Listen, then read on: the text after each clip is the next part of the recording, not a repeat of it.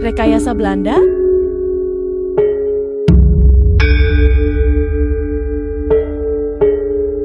Tanggal 23 Februari tahun 1939. Surakarta kehilangan mataharinya. Pakubuwono X, raja terbesar yang membawa Solo ke puncak kemegahan, mangkat.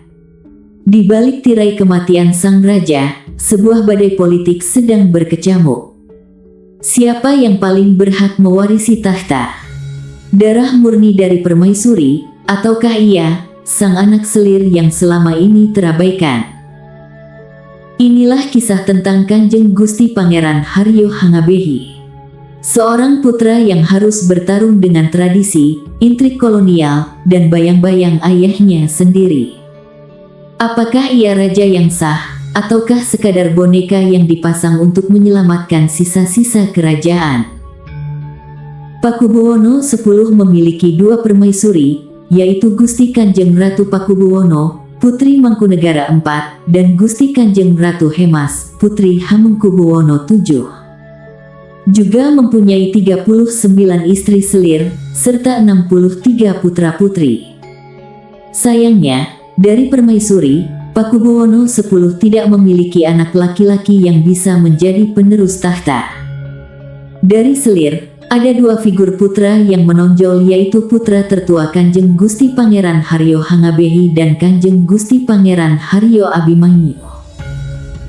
KGPH Hangabehi lahir dengan nama Raden Mas Ontoseno pada tanggal 1 Februari tahun 1886 di Surakarta. Ia adalah putra sulung dari susuhunan Pakubuwono X, tetapi dari istri selir bernama Kanjeng Raden Ayu Mandayaretno. Nama kecilnya kemudian berganti gelar menjadi Kanjeng Gusti Pangeran Haryo Hangabehi saat dewasa dan menjadi calon pengganti tahta. Dalam tradisi Jawa, anak dari permaisuri biasanya lebih berhak menjadi pewaris tahta dibandingkan anak dari selir. Namun, hukum dan praktik adat Jawa tidak absolut, terutama jika tidak ada anak laki-laki dari permaisuri. Dalam situasi seperti ini, putra tertua dari selir bisa disebut layak menjadi pewaris. Hangabehi adalah putra tertua dari istri selir. Secara senioritas, Hangabehi unggul, namun secara kasih sayang dan visi politik, Pakubuwono X lebih condong pada Abimanyu. Dalam pandangan Pakubuwono X, KGPH Kusumayuda alias Abimanyu lebih cerdas dan modern. Di luar persaingan kedua pangeran, ada rumor yang berbisik di lorong-lorong gelap Solo.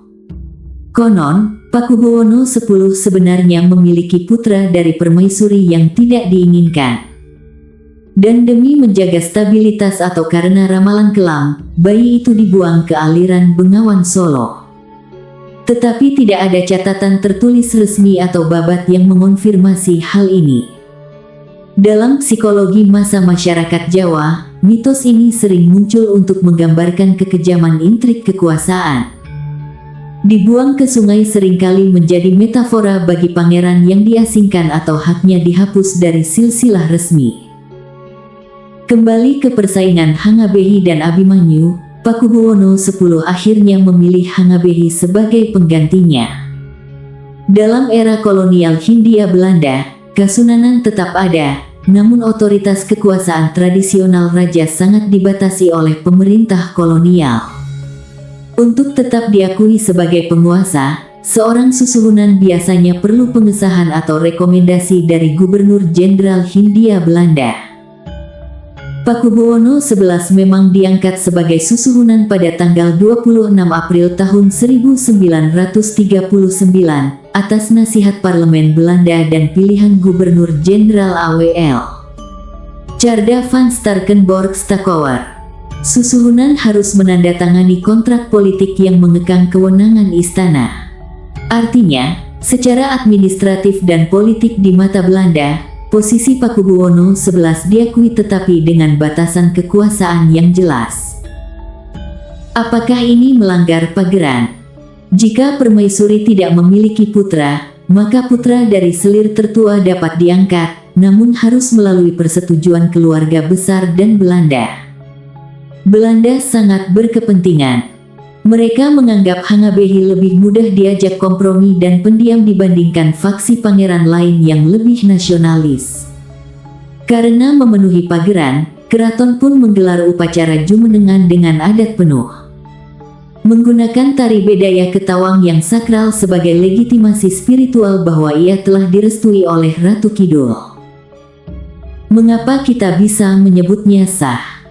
Pertama, adanya besluit atau surat keputusan dari pemerintah Hindia Belanda. Kedua, pengakuan dari kerabat keraton Sentana Dalam.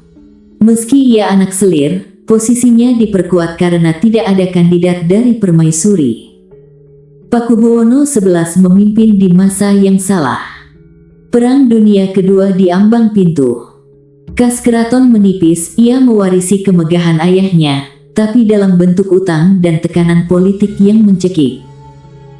Pakubuwono XI mungkin bukan pilihan utama ayahnya.